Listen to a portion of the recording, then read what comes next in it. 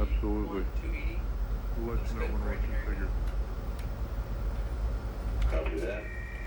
Okay, you're seeing Over the GC upper outboard bike cam on the front of the This program is about something you wouldn't think you could make a TV program about. right at the One of these.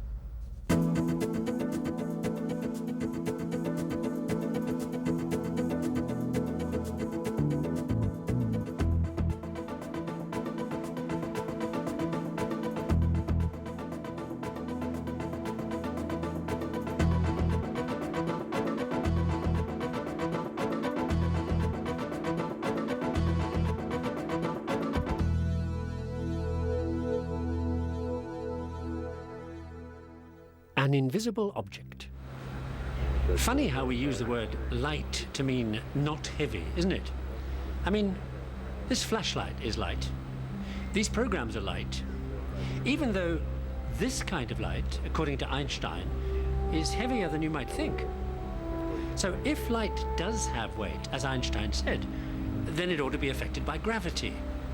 And if that were true, black holes should be possible. Ready to go with this GCMR. Black holes, dead stars so big their gravity pulls in light, stops it from bouncing off them. I mean, that's why you can see me now, light bouncing off me. If it didn't bounce off, you couldn't see me. That's why you can't see black holes. But you can see their effect. This gas jet is streaming out from one. This cloud of gas is spinning around at such colossal speed, you know it's being driven by a black hole at its center. But the weirdest thing about space is that a lot of what you're looking at isn't really there. The light from the most distant stars has taken such a colossal time to get here, the real stars are long dead. It's as if the telescope that produced these pictures were a kind of time machine, showing you a view of the universe as it once was, billions and billions of years ago.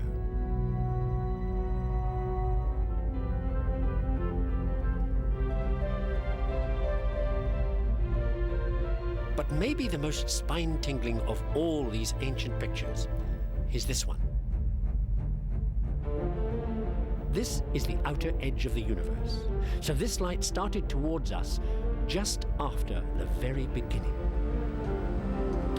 Thing is, one day, will we see past that outer edge, back to before the bang? And if we do, what will we see? This is the time machine that took those pictures. A model of the Hubble telescope, orbiting 400 miles up, searching for what it looked like out there before the beginning of time.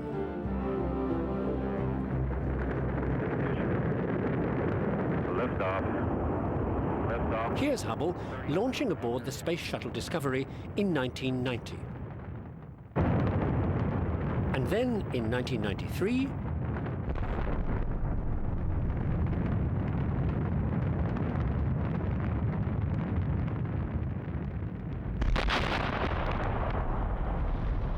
and again in 1997. 2 more flights to carry out some of the most spectacular repair and maintenance jobs you've ever seen.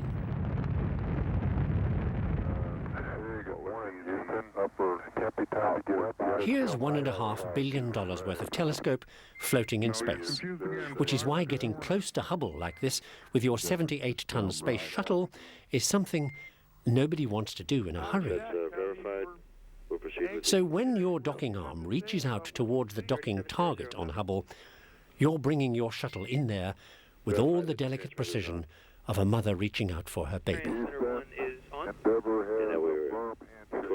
And then, orbiting Earth at 17,000 miles an hour, the scene that still excites people to the core.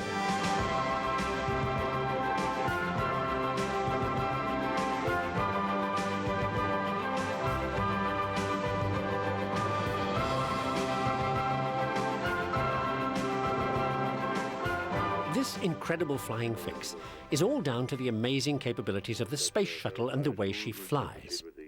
To start with, getting up here to rendezvous with Hubble involves some very strange rules of orbital dynamics. Catch-up doesn't just mean firing your engines, because that puts you up into a higher orbit. Braking drops you into a lower orbit. So you don't get there in a straight line like this, but something more like this. We're ready to go with this GCMR.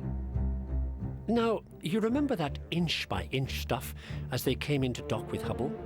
You do that with tiny thrusters all round the shuttle, pointing up, down, and sideways. Here's 2 sets of them, see? There are 44 of them in all, shooting minute puffs of a fuel called hydrazine that gives you more bang for your buck than anything around. But shuttle pilots aren't the only people who use hydrazine. You have too, in medication, plastics, photography, rubber, all kinds of stuff. And one rather special use. Because long before hydrazine got used to spin a shuttle in space, one of the greatest crises in history triggered the need for that other thing hydrazine can do.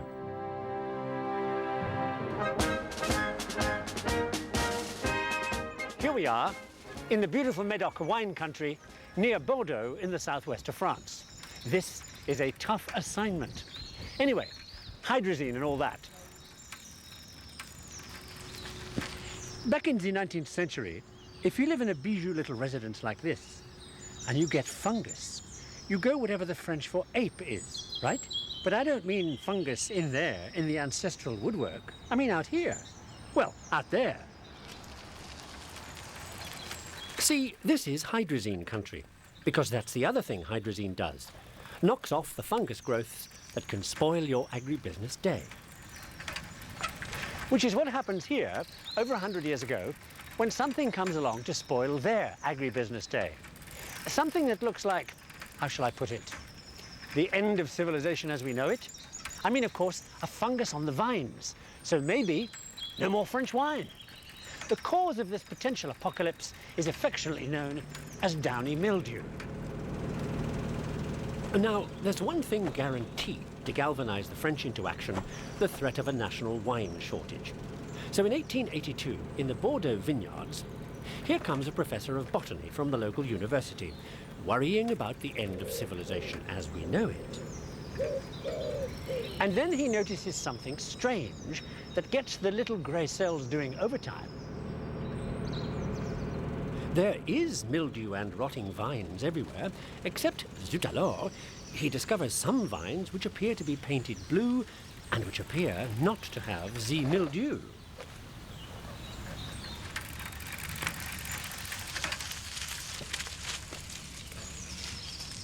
So he pops into the local Chateau du Cru Boucaillou to ask why. Well, why not? And voila, there's the answer. It's them doing it, painting bright blue stuff on their grapes to stop tourists from snitching them. So our professor hightails it back to Bordeaux and comes up with a modified version, the first ever fungicide you can spray on, the ancestor of all fungicides, like hydrazine, in the modern world. Now, this is not the first French wine crisis, but the third. The downy mildew fungus having been brought into France on American vine shoots to solve the second crisis, a kind of bug found on American vine shoots brought into France to solve the third crisis, another kind of fungus called powdery mildew, brought into France on American plants. Had enough? Point is, the real killer-diller was that second crisis, caused by something that still causes French nightmares, something that could still bring the end of civilization as we know it. That's why I am telling you this under surveillance, because I would be instantly in the handcuffs if what I am about to show you were alive. Insects called aphids, causing a disease called phylloxera. And the last time this got loose in the vineyards, it was jump out of the window time, mes amis.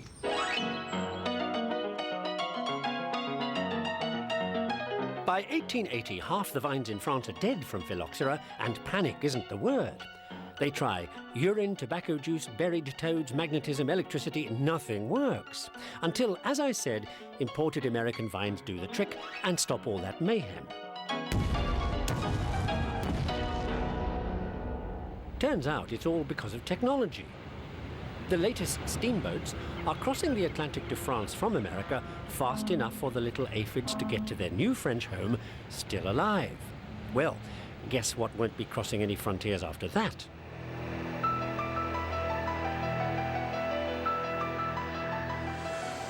The phylloxera epidemic is why, when you fly into certain very clean places like Switzerland these days, if you happen to be arriving from somewhere that the squeaky clean Swiss authorities regard as not squeaky clean, that's lots of places, more is going to happen to your plane than an oil change and a top-up. As everybody knows, hygiene is practically a religion in Switzerland, so the phrase you're likely to hear next is, "Let us spray."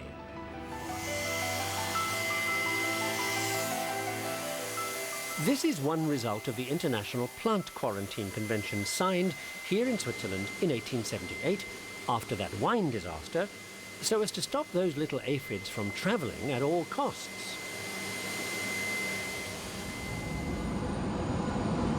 One minor consideration, that the little aphids actually have wings, seems to pass these guys by. But no matter, the idea is basically a good one, and eventually it catches on.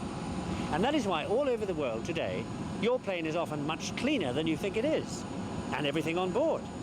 Even a letter from your old granny.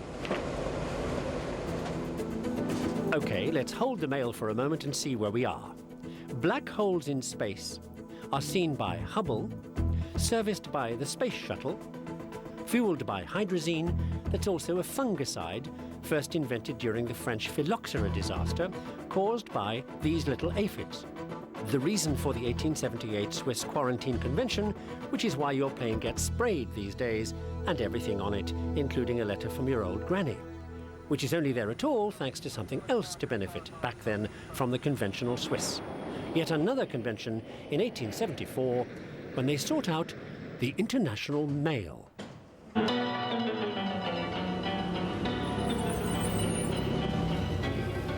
19th century mail is like 20th century airline baggage, destination uncertain. So everybody agrees on the big issue. They can each keep the money they make from selling their own stamps. With the money thing settled, that leaves only the money thing. How to send money through the mail.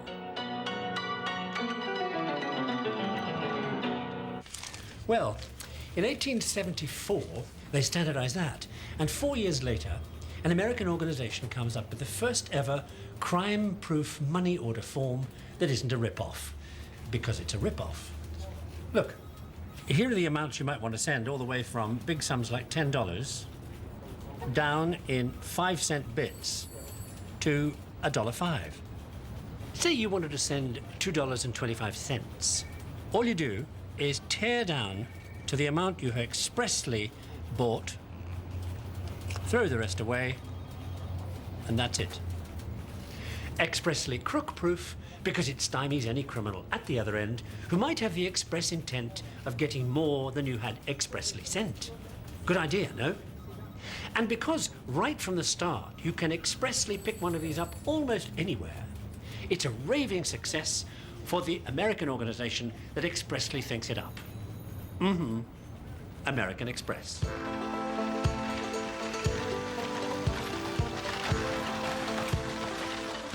American Express starts life as a delivery business run by a couple of guys you'll know, Henry Wells and William Fargo.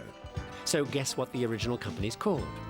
Anyway, Henry and William blow away their competitors because they invent the cash-on-delivery idea and because they have the fastest route to the West Coast by ship and cutthroat prices. So by 1859, Wells and Fargo are, so to speak, alone in the field, in more senses than one.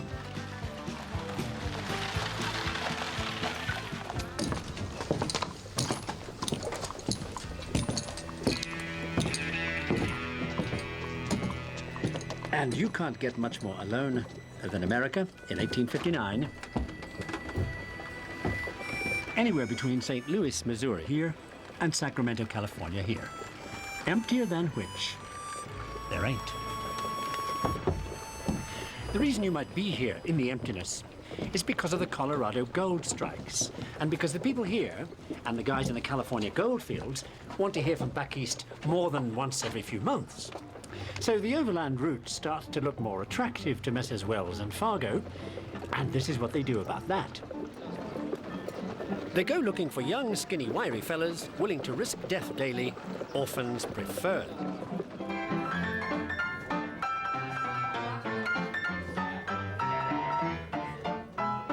In 1859, they find a few lunatics in bars in the middle of nowhere, happy to ride hell for leather to some other middle of nowhere. Places like this, right? All the required orphans need, besides a touch of insanity and a six-gun, is a good horse and an undeveloped sense of self-preservation. Well, they find such people, and all of a sudden, your letters start coming and going. All of a sudden. Snail mail, this ain't.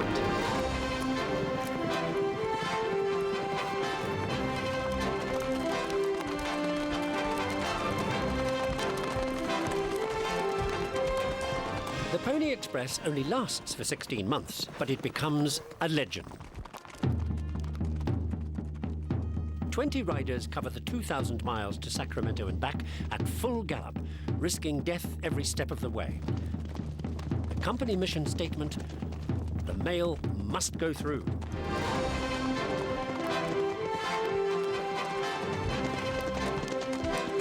The greatest legend of them all is a 15-year-old kid who rides the most dangerous stretch. Coming into Three Crossings, Wyoming one day, he hears that the rider for the next stage has been killed. So he changes horses, the way they did, hardly touching the ground, and rides on. 384 miles non-stop. The longest Pony Express ride ever recorded.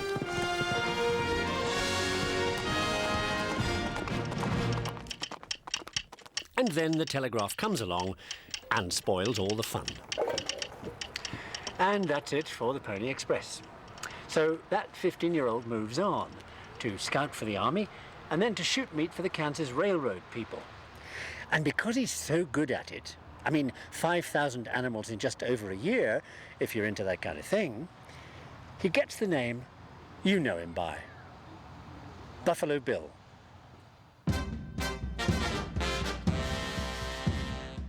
In 1883, Bill hits the big time all around the world with his all-star Wild West show, bringing the thrills of frontier life to the city slickers. He features hundreds of Indians playing hundreds of Indians, buffalo hunts, cavalry attacks on Indian villages, bucking broncos, even a full-scale rerun of Custer's Last Stand, and the greatest sharpshooter of them all, Annie Oakley. These amazing spectaculars give a whole new meaning to the idea of vaudeville. Mind you, nobody knows the real meaning of vaudeville anyway. Not surprising, since it comes from France, 15th century France. This river valley. It's called the Vire Valley. In French, that's Vaux Valley, de Vire, of the river Vire. Vaudeville. Okay, you mispronounce those words, vaudeville, and you get vaudeville. The kind of entertainment that starts here in the 15th century. Drinking songs. The same kind of naughty stuff that turns up 300 years later in American vaudeville acts.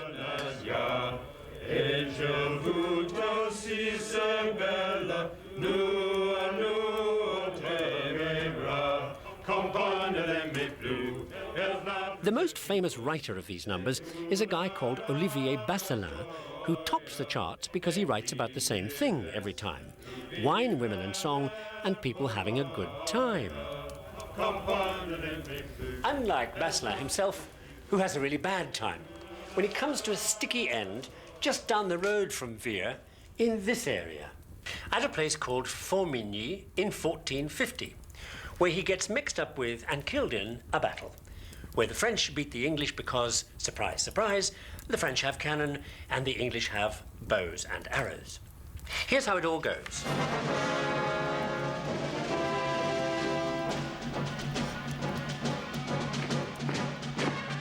Here's the English army patrolling like they've been doing since they invaded this bit of France 300 years earlier, when a French army suddenly comes out of nowhere. Now, English bowmen have the laser weapons of the period, so this is going to be a pushover. When suddenly, the French produce a couple of the very latest cannon and start pounding the Brits. The English send out their Green Beret types to grab the cannon. They're on their way back with them when French reinforcements turn up. The English archers can't open fire because they'll hit their own guys, so the French attack and massacre nearly 3,000 English troops. It's a bloodbath. Mind you, by this time, the English are through in France anyway. They just won't give up and move out. But like it or not, Formigny turns out to be one step from final defeat. And then it's adieu English. Okay, where are we? The Swiss Postal Convention helps to kick off American Express, who in their early years as Wells Fargo start the Pony Express, starring a 15-year-old who becomes known as Buffalo Bill, whose showbiz life starts in vaudeville that really begins back in medieval France with drinking songs written by that guy who gets killed in a battle between the French and the English. Okay? Now, the French finally chuck the English out of France because they're led to victory by a crazy woman. Nobody's ever successfully diagnosed her condition, but one thing's certain, she was hearing things.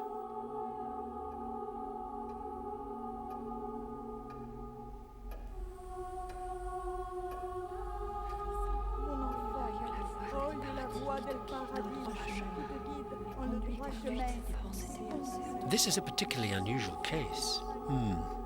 The file on her says, illiterate peasant girl turns up out of the blue and convinces a bunch of sophisticated, backstabbing, highly political French aristocrats to stop their infighting and follow her and kick out the English. Interesting.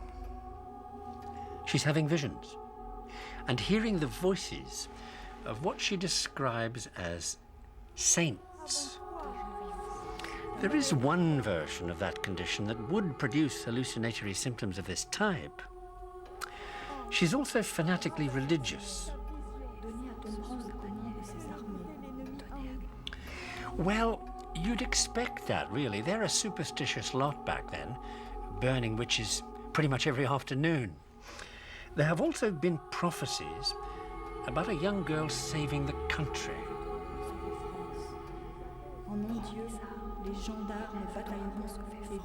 She's also apparently a virgin. Well, that's pretty mystical back then for a start. Background, political situation. France is in a total mess. They're at each other's throats. She dresses like a man and is hot stuff with a sword. And the would-be king of France is a knock-kneed, yellow-bellied wimp. And this girl turns up saying things like, I will lead you to victory, and my voices are telling me what to do. Well, nobody talks like that unless they're nuts. So they think, why not? Nothing else is working. Let's give it a go. Well, she wins all the battles and puts the wimp on the throne. And the backstabbers sell her down the river to the English. History isn't like Hollywood every time. And of course, who fingers her but the church? Because all that person-to-person communication with the saint stuff she's up to is giving French peasants ideas about their station, isn't it? So instead of a psychoanalyst, she gets the Inquisition. They make mincemeat of her at what we would call a mistrial, so she goes to the stake and is burnt to death in 1431.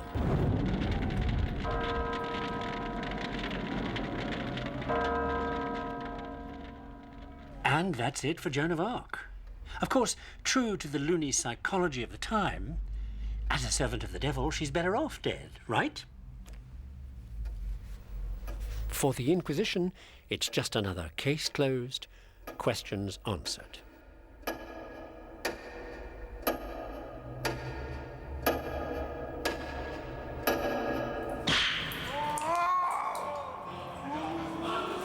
The reason the Inquisition are so good at getting answers out of people is because the way they ask questions is straight out of a museum of horrors.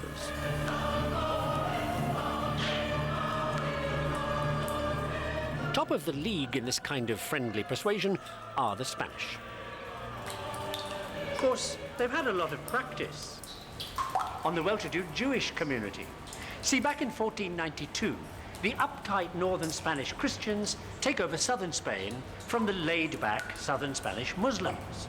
Now, the new Christian rulers prevent Jews from working in anything but finance, so guess what? Jews make money, like what else would they make? Which the Christians then borrow. But don't pay back, because all you have to do is tell the Inquisition a Jew is eating meat on a Friday, and he and his family get torched or worse. And your debts go up in smoke. By 1490, Thomas Torquemada is top Spanish torturer. When he's on a winning streak, he can burn 13,000 in 1 year. Not houses, you understand, but people. Well, you're Jewish. What do? Get out.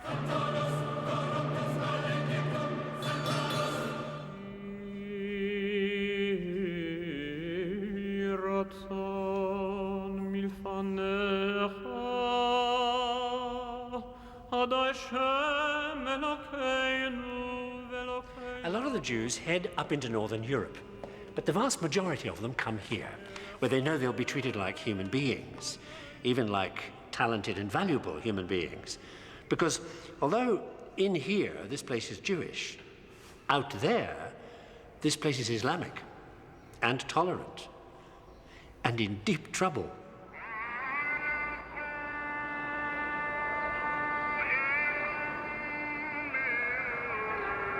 The economy in Turkey is so bad, they've been advertising for help. So in the 16th century, 250,000 exiled Jews turn up here. One of these guys is a fellow called Joseph Nazi, born in Portugal, chucked out, spent some time in Holland in the family bank. 1554, he comes here to Istanbul, meets up with his Aunt Grace, who is a financial hotshot, and already well in with the Turkish Sultan, Suleiman the Magnificent. And more important, with his influential favourite wife, Roxelane.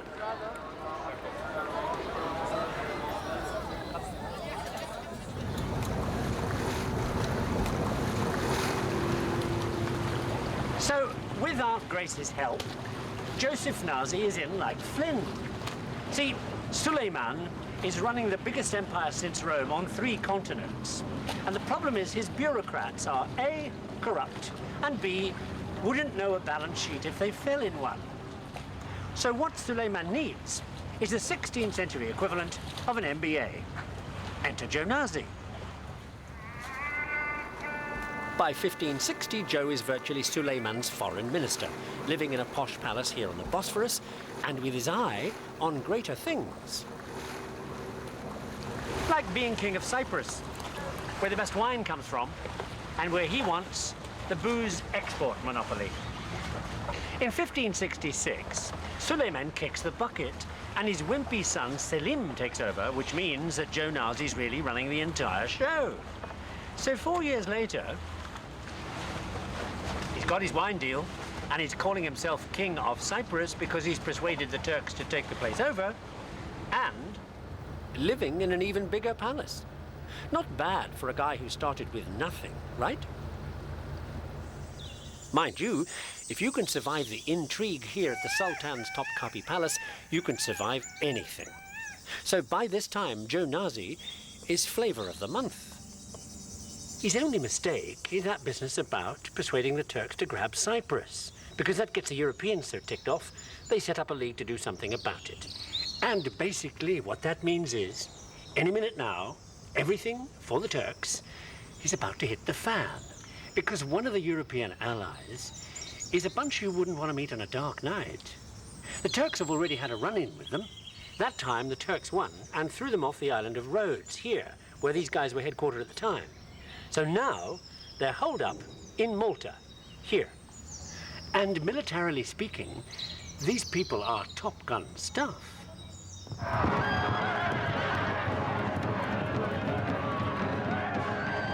meet the Knights of Malta and their new home, the island of Malta.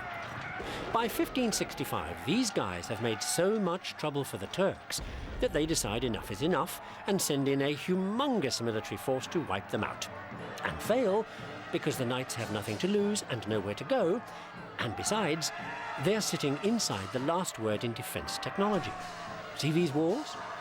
So eventually the Turks give up and go home, leaving the Knights to enjoy their posh new grid-pattern city and look after their wounded in the 16th century equivalent of a high-tech emergency clinic. This Knights of Malta hospital is way out on the cutting edge. I mean, they have separate wards for separate diseases and one patient per bed. They even use anesthesia. Useful stuff to know if you spend the other half of your time slicing people up. Ironic that, because the Knights get their medical know-how from somebody else who makes a specialty of slicing people up.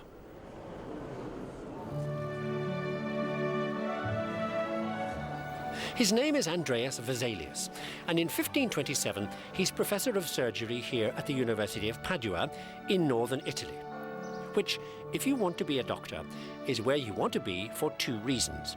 One, Vesalius is the best anatomy whiz there is, and two, the university is about to build the amazing Padua Anatomy Theatre.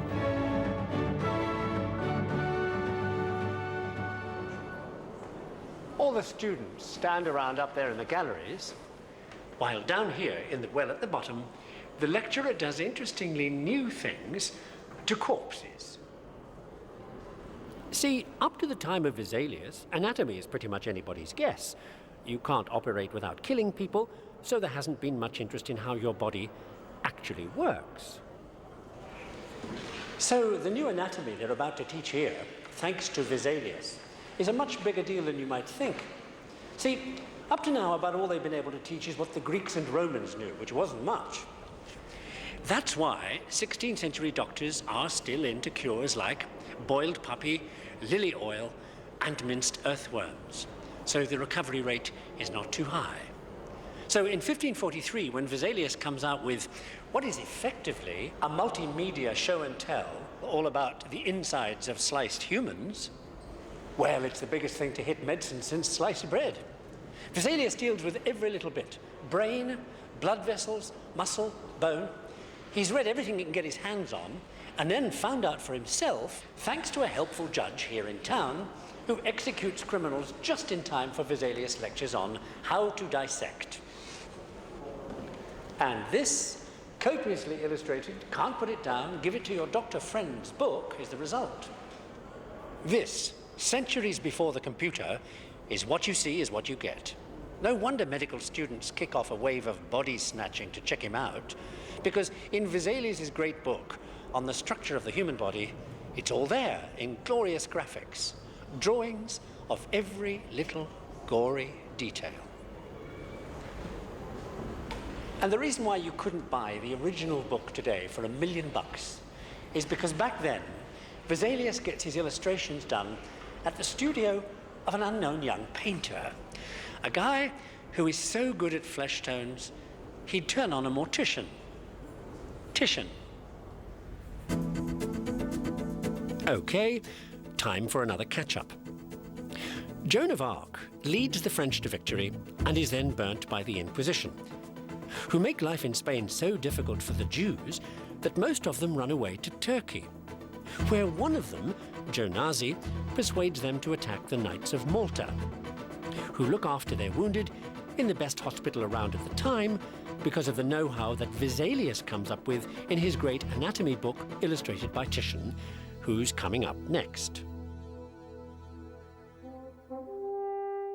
This is Titian, and he lives here in 16th century Venice, a knockout city with more liquid assets than it has water. Now, the thing about having lots of money is that Venice is so rich and powerful, it doesn't really give a rat's ass about what the Pope thinks. So Venetian wannabes commissioned people like Titian to come up with portraits that will make them good looking. That's why Titian's portraits are a totally new kind of thing. Because what he does is dump the old medieval dead body style the church recommends in favour of a new models to the real movers and shakers. His portrait of Pope Paul III makes it a cinch that he's going to do the ultimate biggie, Holy Roman Emperor Charles V, who invites Titian to come visit.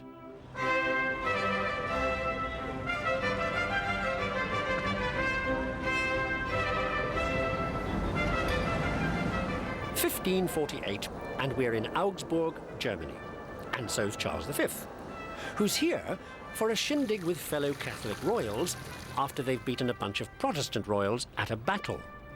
Now, as they say in the tourist brochures, Augsburg is in the mineral-rich mountains of southern Germany, so they've got all the metal they need for people like Charles V to go to war with, including, strangely enough, metal to make armour with.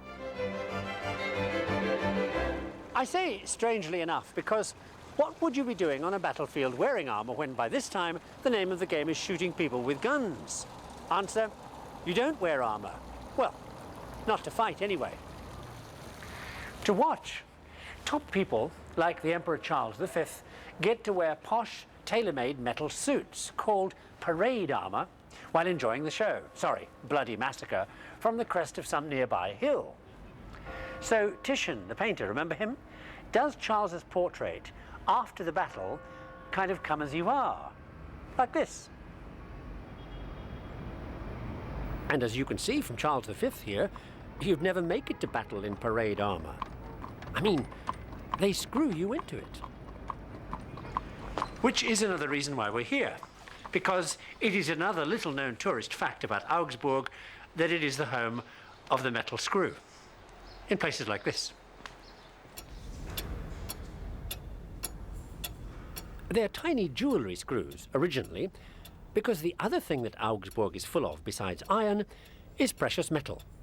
So the other thing you come to Augsburg for, besides a portrait, is jewellery. Or both.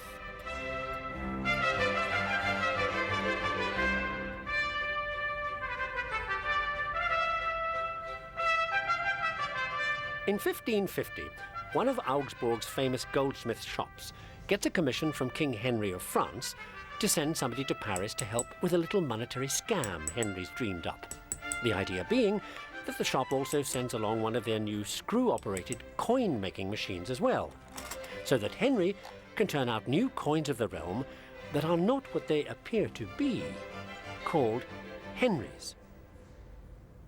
This is one. The scam I mentioned is that these coins have less gold and silver in them than they're supposed to.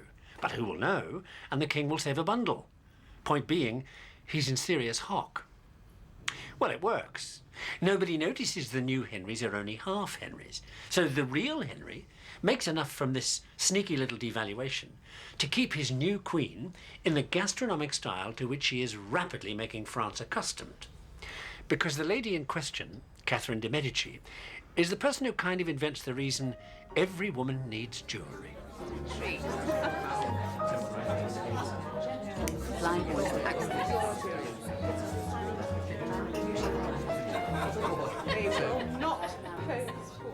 Catherine de' Medici is the woman who thinks up the modern dinner party.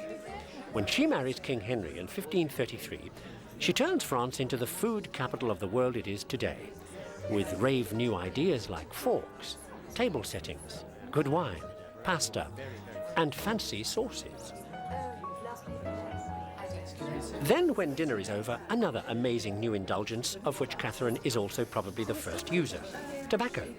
Because Catherine has always suffered from migraines, and in one form, tobacco is supposed to be good for migraines. Snuff. Anyway, in no time at all, smoking tobacco is the cure for everything. Toothache, flatulence, sores, pregnancy pains, itching, halitosis, tetanus, and believe it or not, a bad cough. Tobacco, you feel, is the... Now, the great news for the governments of Europe is that the new commodity is apparently addictive. You just know what's going to happen next.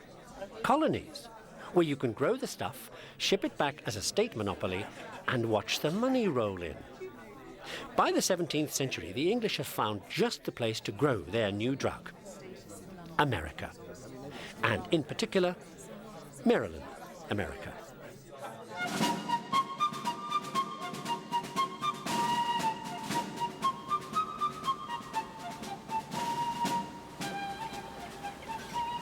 Most of the immigrants getting off the boat in America in the 17th century are single young men with no jobs back home in England, where life has been real fun. I mean, you mention out loud words like freedom of movement, religious tolerance, justice for all, a chance to get ahead in life, and you can find yourself getting taken seriously and hanged. So the next word that floats to your mind is transatlantic. But where? New England is posting no vacancies. The Barbados plantation owners only want slaves, which leaves places like this. Historic St. Mary's City in Maryland. The only place for a fellow with no resume to make a buck. All you need is a case of severe desperation. And a hoe to clear the weeds, a few seeds, a lot of luck, and 18-hour days. All you do is plant and crop and move on, living in one-room wooden huts. You sleep on the floor, eat meat and vegetable stew and cornbread, and drink booze. And that's all you do, night and day, summer and winter, till you die, at around age 45. So where are we? Titian, great portrait painter, goes to Augsburg, home of great jewellery, where a goldsmith helps King Henry of France make enough money to pay for his wife's dinner parties, where they first smoke tobacco, that the English eventually get from Maryland, where they set up a tobacco-growing colony, where colonists get to work themselves into an early grave. Well, back then, life is pretty nasty. Except for the people at the other end of this economic process, making $1 million, the internal revenue. Once somebody makes the math to work out the taxes as easy as falling off a log. Dead easy. Okay, look at the bottom of the screen. 2 times 2 times 2 5 times gives you 32, right? Do the same thing 4 times and you get 16. Okay, to multiply 32 by 16, add the little numbers and look this up in your log tables. To do division, you do the same, but subtract the little numbers.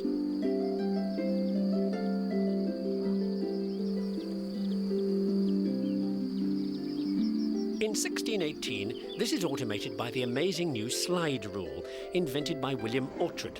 Find your numbers by swiveling the pointers like this, and bottom right is the result. Oughtred's slide rule is made for him by one of the hottest instrument makers of the 17th century. His name is Elias Allen, and he also happens at one time to be a mover and shaker in the Clockmakers' Company of London, who never get round to building their own banqueting hall, so they have their little annual dinners in the Lord Mayor of London's. Now, the clockmakers start up just when the timekeeping business is really getting into the swing of things, with the amazing new high-tech wonder machine from Holland, invented by that swinging genius Christian Huygens, the pendulum clock. The thing about this is, the pendulum swing lasts the same time every swing, see? So it's an extremely accurate way to control the clock. So now you can time anything to the second. Like you're cooking.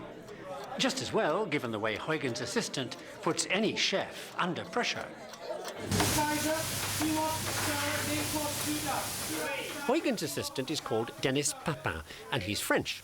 So being French, he turns his genius to vitally important matters like food, and comes up with a gizmo you'll love if you love steamed potatoes. Papin's previously fooled around with steam engines, so he knows all about stuff like air pressure and steam, right? Hey man, let's have the vegetables. Okay, here's the deal. You're going to boil the water, and you're going to boil the food. But you're going to do it with the lid screwed down tight under pressure with a pressure escape valve. Food cooks twice as fast. Things called a pressure cooker makes boring food. and 200 years later solves another French crisis about drink. In this case, beer, and why isn't French beer as good as German beer? This national disaster becomes an obsession for the paranoid French chemist Louis Pasteur, who back in 1864 is doing what Frenchmen usually do, drinking wine, which he discovers to be bad, well, gone bad.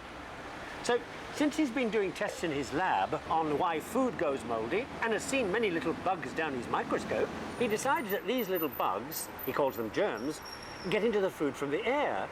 This after he's done tests leaving food lying around.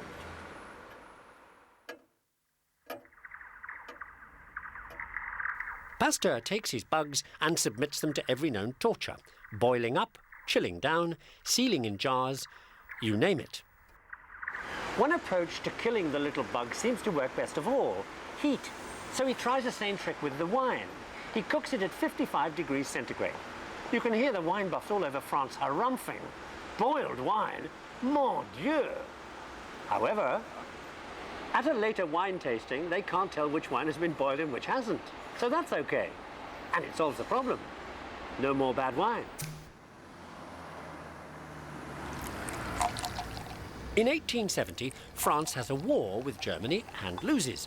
And Pasteur's idea of revenge is to make French beer better than German beer. As part of the process, he's looking at why beer goes bad in summer, and guess what? Discovers those little bugs again. So he tries the same boiling trick and does to beer what he previously did to wine. Why didn't he think of it first time round? Don't ask me. Anyway, we call what he did pasteurizing, and today we do it to milk products. And in hospitals to surgical instruments, in machines not a million miles away from that thing Papin invented. Remember the pressure cooker? In medical circles known as an autoclave. Now, Pasteur's work doesn't alter the fact that in summer, dairy products, and pretty much anything, go bad in the heat. So, can science fix summer?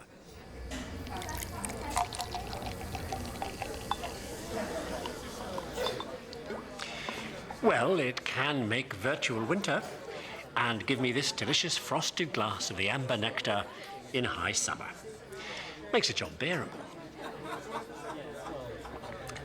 And my beer is cold thanks to beer. Because back in Germany, the brewers ask an engineer called Karl von Linde if he can come up with something to keep their vat cold during fermentation. And he invents one of those, a refrigerator. See, if you compress air or ammonia gas or ether, they get hot. Release the pressure and they get colder than before, so they'll chill down any liquid. So there's your coolant, in tubes, running through the back of the fridge. Or an air conditioner, which is why this bar is nice and chilly.